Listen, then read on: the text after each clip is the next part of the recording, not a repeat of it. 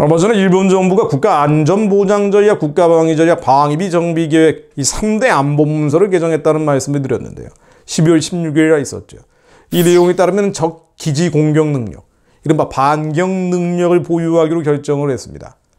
즉 일본에 심각한 안보상의 위협이 된다 싶으면 적의 기지, 북한이나 중국, 러시아의 기지를 공격할 수 있다라고 사실상 정당화해 놓은 거죠.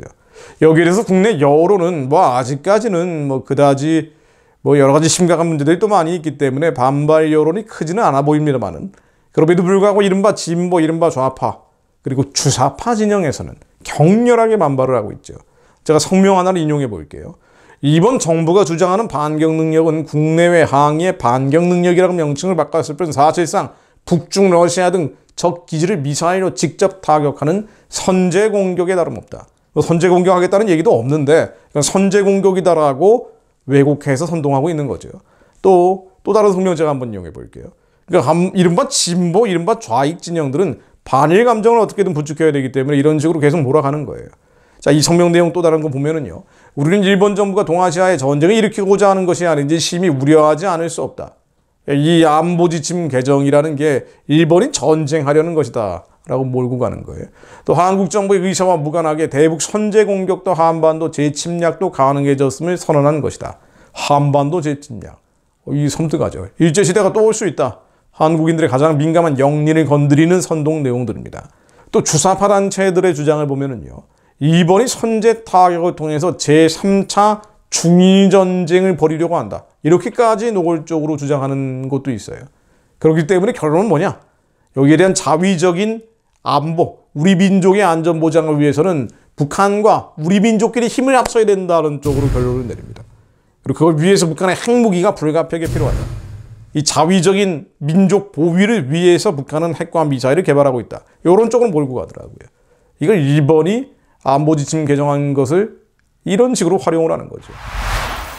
물론 일제시대를 경험한 한국인들 입장에서는 일본은 이번 안보지침 개정에 대해서 여러 가지 우려가 나올 수 있는 배경은 당연히 있습니다. 일본이 아직까지 강제동원, 일본군 위안부 문제 이걸 적극적으로 인정하지 않고 있고, 또 군함도, 사도광산 등 유네스코 세계유산으로 등록을 해서 자신들의 전쟁 범죄를 은폐하고 있다. 이런 비판이 나오고 있죠. 또 이런 일본이 또다시 예전과 같이 군사력을 강화했을 때, 이런 일본이 세계에서 세 번째 군사 강국이 되면 그때는 어떤 일이 벌어지겠는가? 우려가 안 나올 수는 없죠. 자, 그런데 대북 선제 공격을 한다든가 동아시아 전쟁을 일으키려고 한다든가 이건 근거가 없죠. 근거 없이 주장할 수도 있습니다만 지금까지는 근거가 나온 게 없는데도 불구하고 선동하고 있는 거예요. 일본이 군사력을 쓰겠다는 것은 자위적으로, 그러니까 자국의 안전을 위해서 불가피한 경우에 쓰겠다는 건데 이건 어떤 나라든 마찬가지고요. 게다가 북한의 핵 미사일, 북한이 계속 핵과 미사일을 일본 열도 상국으로 날리고 있잖아요.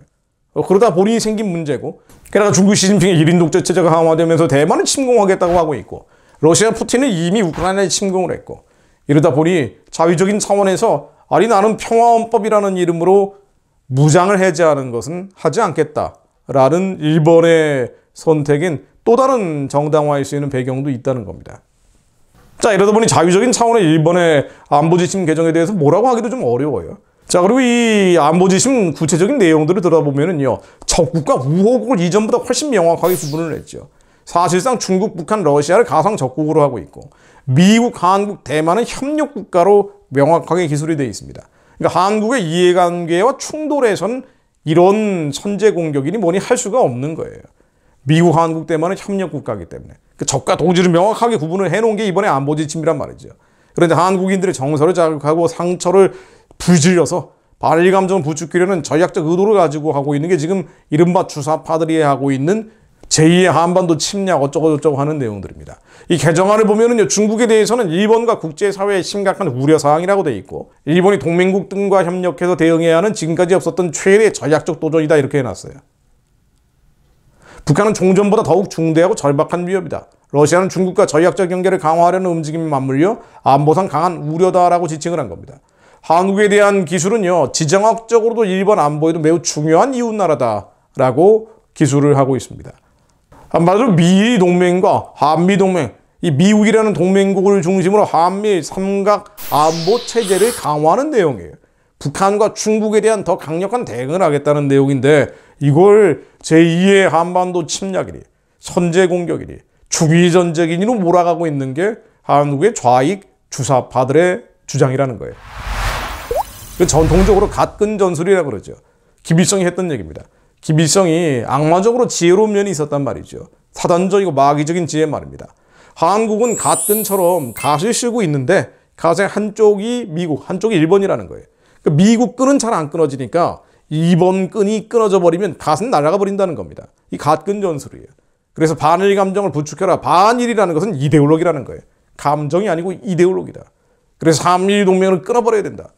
미국과 한국과의 관계를 끊을 수가 없으면 일본과 한국과의 관계를 끊으라는 거예요. 독도 문제, 위안부 문제에 우리가 민감해하는 사람들이 얼마나 많냐 말이죠. 계속 부추기는 겁니다. 그리고 여기에 별 생각 없는 한국의 보수 우파들도 함께 동조하고 있는 게 현실이죠. 우리가 적어도 이데올로기라는 차원에서 보면은요, 영적인 그림자가 이데올로기 아닙니까? 자유민주주의 국가인지 민민민주주의 국가인지가 중요합니다. 자유민주주의 국가는요, 전쟁을 함부로 할 수가 없어요. 자유민주주의 국가와는 동맹을 맺는 게 맞습니다. 그러나 인민민주주의 국가는 인민, 피플이라는 게 독재를 한다는 거거든요. 근데 이 피플, 인민이 모든 걸 다 처리할 수 없기 때문에 공산당이 그걸 대변한다는 거예요. 그래서 공산당도 다 대변할 수 없으니까 그 공산당 안에 정치국이 대변한다는 거고 정치국도 다 대변할 수가 없으니까 정치국의 수령이 이 모든 나라를 통제한다는 겁니다. 한마디로 적그리스도 질서로 갈 수 있는 가장 좋은 구조가 바로 인민민주주의라는 거예요. 자유민주주의가 아니고 자유민주주의는 모든 사람들이 투표권이 있고 국민 주권을 갖는다는 거 아닙니까? 그러니까 자유민주주의 국가는 전쟁을 할 수가 없어요. 우리가 흔히 독재라고 얘기하는 러시아나 중국 같은 체제, 북한 같은 체제 이런 인민민주주의 국가들이 전쟁을 하게 되죠. 100년 전의 일본과 지금의 일본은 다르단 말이에요. 근데 과거의 한국인들의 상처와 쓴뿌리를 자극하면서 계속 반의를 부추기고 이런 문제들을 극적으로 왜곡해서 한국인들로 하여금 일본과의 관계를 끊게 만들어 결과적으로는 미국과의 관계를 끊고 북한이나 중국 쪽에 빨려 들어가게 하겠다는 영적인 배경이 있습니다. 자, 혼돈과 혼란과 무질서가 있다 할지라도 우리는 한국의 부르심, 하나님의 대한민국을 향한 부르심이 무엇인지 분명히 해야 합니다. 하나님께서는 말세 이 민족으로 하여금 세계 선교 감당하도록 지금까지 보존시켜 주신 거예요. 그래서 기도를 통해 잉태시키셨고 기도를 통해 출산케 하셨고 기도를 통해 수많은 위난들을 극복하게 하셨고 지금도 기도하는 자들을 남겨두셔서 땅끝까지 복음 전하며 예수 오실 길을 예비시키게 하려는 겁니다. 이걸 위해서 한국은 하나님이 시킨 일이 있기 때문에 그 시킨 일을 위해서 미국도 이용하고 일본도 이용해야죠. 반일 반미가 얼마나 어리석은 일이냐 말이에요. 반일 반미는 곧 친북, 친중, 친러시아 아닙니까? 우상숭배 세력들이 한 몸뚱아리가 돼서 함께 가자는 거 아니에요. 이 모든 어둠과 흑암의 미혹으로부터 벗어나서 하나님의 뜻을 이루는 자들이 우리의 다음 세대 가운데, 미래 세대 가운데, 청년들 가운데 일어나게 하옵소서. 용미하고 용일하는 자들, 지혜롭게 하나님의 뜻을 이루는 자들, 그를 위해서 하나님의 영으로 충만한 자들이 하나님 말세에 나온다고 하셨으니 이 민족 가운데 들불처럼 일어나게 하옵소서. 그 후에 내가 내 영을 만민에게 부어주리니 너희 자녀들이 장래일을 말할 것이며 너희 늙은이는 꿈을 꾸며 너희 젊은이는 이상을 볼 것이며 그때 내가 또 내 영을 남종과 여종에게 부어줄 것이며 내가 이적을 하늘과 땅에 베풀리니 곧 피와 불과 연기기둥이라. 피와 불과 연기기둥이라. 하나님, 이상을 보는 젊은이들이 일어나게 하시며 또한 장래를 말하는 자녀들이 일어나게 하시며 늙은이들이 꿈을 꾸게 하사 하나님께서 마지막 때 이 민족을 향해 부르시고 택하신 그 부르심의 소망이 무엇인지 깨닫게 하시고 그것이 종일종야로 기도하여 실제의 기업으로 이루어지게 하옵소서. 남종과 여종에게도 영을 부어주신다 하였사오니 예수를 그리스도로 믿는 자들에게 하늘의 신령한 영을 충만케 부어주시어 주님 나라의 비밀들을 낱낱이 알게 하시며 아버지의 뜻을 이루는 자들로 마지막 때 사용해 주옵소서. 북한의 우상체제가 무너지며 복음이 땅끝까지 만주와 시베리아를 지나 땅끝까지 전해질 수 있도록 하나님 길을 열어 주옵소서. 예수 그리스도 이름으로 기도드립니다. 아멘.